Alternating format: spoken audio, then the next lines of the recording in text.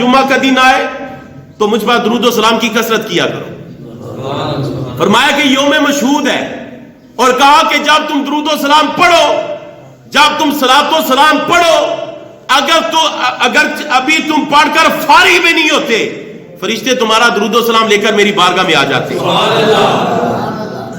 فرمایا درود و سلام کثرت سے پڑھو. اور دوسرے مقام پہ فرمایا کہ جب تم مجھ پر درود و سلام پڑھو نا تو زیادہ پڑھو، کثرت کے ساتھ پڑھو. فرمایا جتنا درود و سلام مجھ پر زیادہ پڑھو گے، رب اتنا تمہیں مجھے اپنا قرب عطا فرمائے گا. اتنا تمہیں مجھے میرا زیادہ قرب عطا فرمائے گا جتنا زیادہ تم درود و سلام پڑھو گے.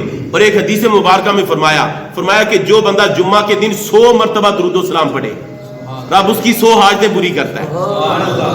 فرمایا 70 دنیا میں اور 30 آخرت میں.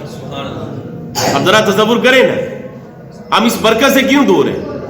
ہم اس رحمت کو سمیٹنے سے کیوں دور ہیں کہ جمعہ کا مبارک دن اور ہم درود و سلام نہ پڑھیں؟ جمعہ کا مبارک دن اور ہم قرآن پاک کی تلاوت نہ کریں؟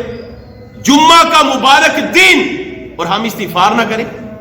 یہ کتنی ایک سمجھ لیں کہ بد نصیبی ہے بندے کی، کہ بندے کو زندگی میں جمعہ کا دن مل رہا ہے اور وہ برکتیں نہیں سمیٹ رہا، وہ اپنے دامن میں رحمتوں کو سمیٹ نہیں رہا. اور سرکار دو عالم صلی اللہ علیہ وسلم کا ایک اور فرمانے والی شان، میرے آقا فرماتے ہیں کہ اگر کوئی بندہ جمعہ کے دن 80 مرتبہ درود پڑھے، رب اس کے 80 سال کے گناہ معاف فرما دیتا ہے. 80 مرتبہ درود پڑھے، 80 سال کے گناہ معاف. اور ایک مقام پہ کہا کہ اگر 100 مرتبہ پڑھے، رب 100 سال کے گناہ معاف فرما دیتا ہے. اور ایک روایت میں فرمایا کہ جب کوئی بندہ مجھ پر درود و سلام پڑھے تو رب اسے ایک ایسا نور عطا فرماتا ہے، اگر وہ نور ظاہر ہو جائے تو فرمایا یہ دنیا میں جو کچھ بھی ہے اس نور کی برکت سے روشن ہو جائے. اور ایک حدیث مبارکہ میں فرمایا کہ جو جمعہ کے دن مجھ پر درود و سلام پڑھے، میرے آقا علیہ الصلوۃ والسلام ارشاد فرماتے ہیں کہ قیامت کے دن میں اس کی شفاعت کروں گا.